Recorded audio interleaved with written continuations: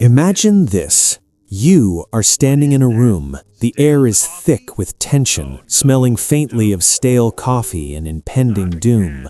Across from you stands another human being, but at this moment, they bear a striking resemblance to a biological pressure cooker about to explode.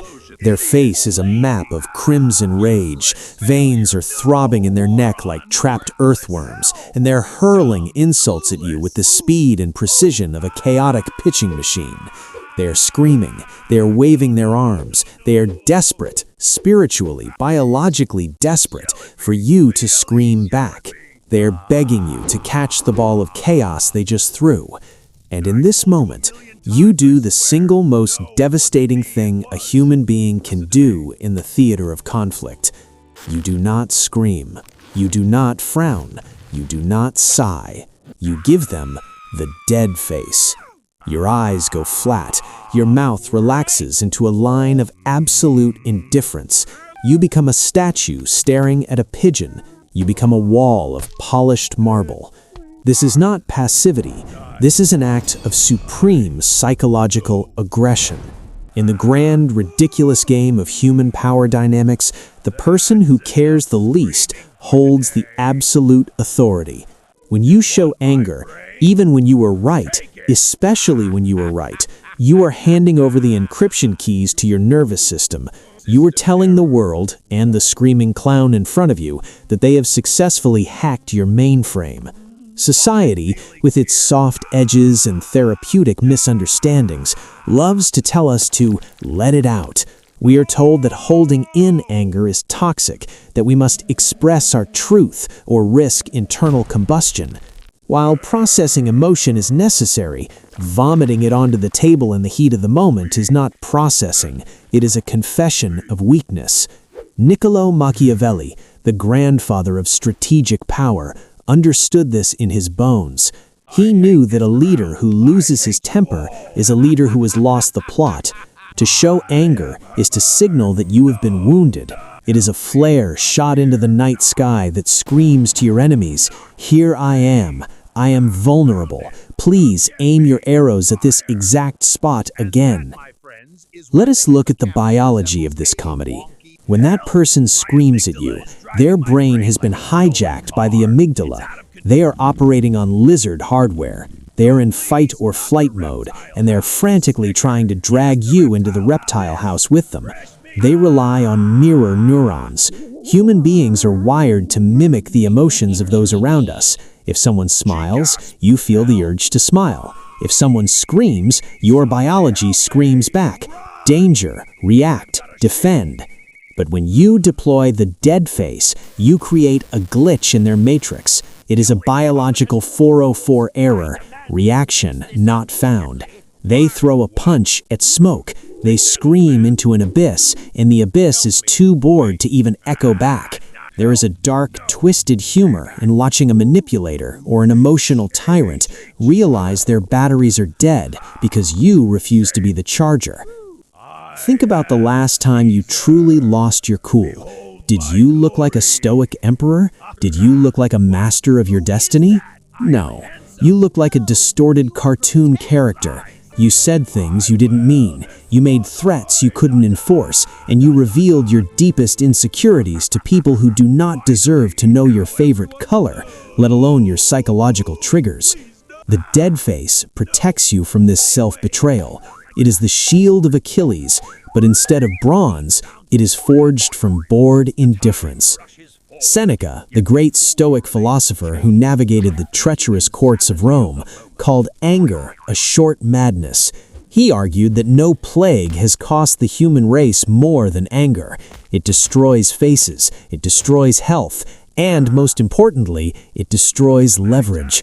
In the boardroom, the insecure manager tries to dress you down to inflate his fragile ego. In the relationship, a partner picks a fight just to feel a spark of sensation in their emotional numbness. They are poking the bear. If the bear roars, they win. They have proved you are an animal. But if the bear simply stares at them, blinking slowly, chewing on a leaf, the person doing the poking looks like an idiot. This is the first rule of the dead face. It acts as a mirror. When you refuse to distort your face with rage, the aggressor has nowhere to hide their own ugliness. They want to see your anger so they can justify their own. Look, he's yelling too. It's a fight. But when you remain silent, they are left screaming at a calm lake. The only thing reflected back is their own distorted, red-faced absurdity. And deep down, they hate it. They hate the silence because the silence forces them to hear the echo of their own madness. But let us go deeper into the dark psychology of why this silence is so terrifying to the manipulator. Why does the dead face cause such visceral anxiety in the aggressor? Because it signals unpredictability. An angry man is predictable. His path is linear. He will yell, he might hit, he will storm off, and later he will apologize. He is a known quantity. But a silent man, a man whose face is a calm lake while the world burns around him, he is a mystery. Is he planning revenge? Is he analyzing my soul? Is he simply bored? Is he thinking about what he wants for lunch? The uncertainty breeds a specific, crawling anxiety in the aggressor's mind. By doing nothing, you force them to create a narrative, and usually their paranoia will write a story much scarier than anything you could scream at them. You become the author of the interaction simply by refusing to pick up the pen. Consider the economy of your soul, for there is no inflation quite like the cost of a blown fuse. Every time you explode, every time you allow the red mist to descend, you are engaging in a terrible financial transaction. You are trading your sovereign peace for a moment of noisy, messy expression that changes absolutely nothing. Think of your emotional energy as a limited currency, a precious gold reserve buried deep within your psyche. The world is full of pickpockets, con artists, and emotional beggars. The passive-aggressive colleague, the narcissistic partner, the internet troll with a cartoon avatar. They are all shaking their tups, demanding a donation of your sanity. When you react, when you snap, you are throwing gold coins at them. You are funding their chaos. You are subsidizing their dysfunction. The dead face is the vault door slamming shut. It is the ultimate refusal to participate in the bankruptcy of the self. This is where the Machiavellian genius truly shines, for Machiavelli understood that information is power, and emotion is the ultimate leak of information. When you are angry, you are transparent. You shout your intentions, your fears, and your weak points for all to hear. I hate it when you do that, you scream. Congratulations, you have just handed your enemy an instruction manual on how to hurt you. You have highlighted the specific buttons they need to press to control you. You think you are setting a boundary, but to a manipulator, you are merely drawing a map to your own destruction.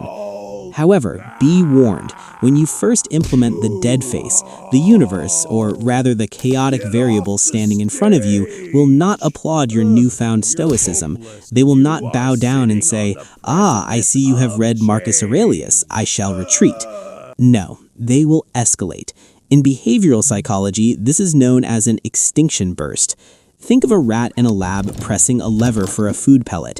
If the lever stops working, the rat does not walk away immediately. It presses the lever faster, harder, and more frantically. It bites the lever. It screams at the lever.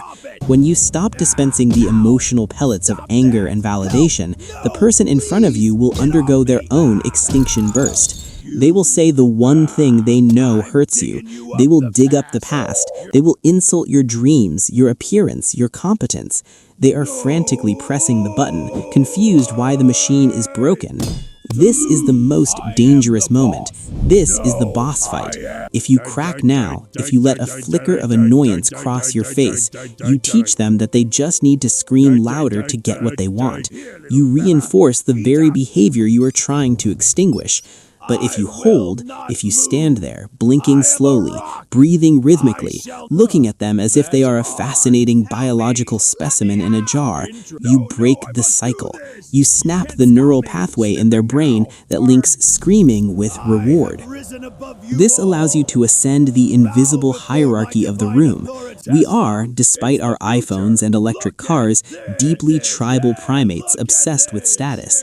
In every interaction, there is a subtle negotiation of who is the frame holder, who is the leader, who is the emotional rock. Look at the archetypes of power throughout history and fiction. Does the Godfather scream? Does the seasoned general run around flailing his arms? No, it is the panicked underling who shouts. It is the terrifyingly calm villain who whispers. When you show anger, you are signaling that you are overwhelmed, that the situation has exceeded your capacity to cope. You are signaling weakness. By maintaining the dead face, you subvert the power dynamic instantly. The person shouting becomes the child. You become the parent. The person throwing insults becomes the jester. You become the king. You do not need to say, "I am in charge here." Your physiology says it for you. Your lowered heart rate screams authority louder than their raised voice ever could. It creates a vacuum of gravity that pulls them in. They will start to explain themselves. They will start to falter. They will eventually lower their voice to match yours because subconsciously they realize to reach you, they must come to your level, and your level is deep, subterranean calm. And here is the secret weapon buried within the dead face. It saves you from the trap of jade. Justify, argue, defend, explain. When we get angry, we instinctively want to set the record straight. We want to explain our side. But in the heat of conflict, explaining is interpreted as submitting. It looks like you are pleading for their understanding. The person with the most power does not explain themselves to the person with the least. By staying silent, by keeping the face dead, you retain your mystery. Let us turn our gaze to the grand casino of social interaction. Every relationship, every negotiation, every argument over whose turn it is to do the dishes is a hand of poker. When you explode with anger, when your face contorts into that familiar mask of outrage, you're doing the equivalent of flipping your cards over and screaming, "Look! Look at exactly what I have. Look at how desperate I am." You are playing with your hand open. The other players at the table, your boss, your lover, the police officer giving you a ticket, will look at your cards, smile politely, and proceed to take every single chip you have. The dead face is the ultimate poker face. But it is not just about hiding a bluff. It is about hiding the fact that you might be holding a royal flush, or nothing at all. It keeps them guessing. And in the game of power, the person guessing is the person losing. The moment they know exactly what triggers you, they own you. You become a puppet, and your triggers are the strings. Oh, does John hate it when I mention his height? Excellent. Pull string. Does Sarah lose her mind when I compare her to her mother? Perfect. Pull string. Watch them dance. When you kill the reaction, you cut the strings. You collapse to the floor, metaphorically speaking, and the puppet master is left twitching their fingers at nothing. There is no show. The audience gets bored. The puppet master looks foolish. You, meanwhile, are free to walk away. Consider the emotional hangover. We have all been there. The red mist clears, the adrenaline that surged through your veins, making you feel like a Viking berserker, drains away, leaving you hollow, shaking, and exhausted. You look around the wreckage of the conversation. You see the hurt in someone's eyes, someone you actually love, or the cold, professional distance in your boss's stare. And then comes the shame, the replay loop in your head at 3 a.m. Why did I say that? Why did I scream like a banshee over a dishwasher? Anger borrows energy from your future happiness to pay for a moment of present release. It is a loan shark with terrible interest rates. The dead face is financial prudence for the soul. By not reacting, you save yourself the inevitable apology tour. You save yourself the groveling. You save yourself the need to buy "I'm sorry" flowers or write long, cringeworthy emails explaining that your blood sugar was low. The man who does not speak does not have to eat his words. It is infinitely easier to hold your tongue for 60 seconds than it is to repair a reputation that took 10 years to build and 10 seconds to destroy. Think also of the internet, the world's largest asylum. The comments section, the trolls. They are digital vampires feeding on the blood of your outrage. They type something horrific, something designed in a lab to bypass your logic and stab your lizard brain. They wait. They refresh the page. They are salivating for your all-caps response. When you type back, you are feeding the trolls. You are giving them life. When you ignore them, when you stare at the screen with the dead face and scroll past, they starve. Their existence is predicated on your acknowledgement. By denying them your anger, you deny them their existence. You delete them from your reality. The ultimate realization, the final red pill of this entire psychological operation, is that the dead face is not merely a mask you wear to deceive others. It is the chisel with which you sculpt your own freedom. When you practice this art, something fundamental shifts in your biology. At first, it is an act. You're faking the calm. Your heart is still thumping. Your mind is still screaming retorts. But, as with all things, the mask eventually eats into the face. The pretense becomes the reality. By repeatedly denying the physical expression of anger, you eventually stop feeling the anger with such destructive intensity. You begin to view the chaotic outbursts of others not as personal attacks, but as the weather. You don't get angry at the rain for getting you wet. You simply open an umbrella. The dead face is your umbrella in a world of emotional monsoons. This is the path to becoming untriggerable. Imagine the sheer power of walking through life with no buttons on your chest for anyone to press. The world is filled with people who are essentially walking control panels, begging strangers to push their buttons. Please validate me. Please offend me. Please notice my outrage. They are slaves to the external. They are leaves blowing in the wind of other people's moods. But you are the tree. The wind blows, the leaves rustle, but the roots remain deep in the dark, cool earth. You have privatized your emotional economy. You are no longer publicly traded. Let us return to that room one last time. The screaming person is still there, red-faced, breathless, eyes wild with the panic of losing control. And there you are, the dead face. But now, behind the marble mask, there is a spark of something else. Not arrogance, not contempt, but a deep, abiding pity, mixed with a serenity that feels like cool water. You see them not as a monster, but as a tragic figure, a prisoner of their own biochemistry, dancing to a tune they didn't write. You realize that their anger has absolutely nothing to do with you. You are just the backdrop for their internal play. And because you know this, you are free. You turn, you walk away. You do not slam the door. You do not mutter a curse under your breath. You simply disengage. It is the most powerful move on the chessboard, to stand up and leave the table while the other person is still trying to figure out the rules. You leave them with their anger, a gift they tried to give you that you politely declined to open. Now they must carry it home. It is heavy, it is hot, it is theirs.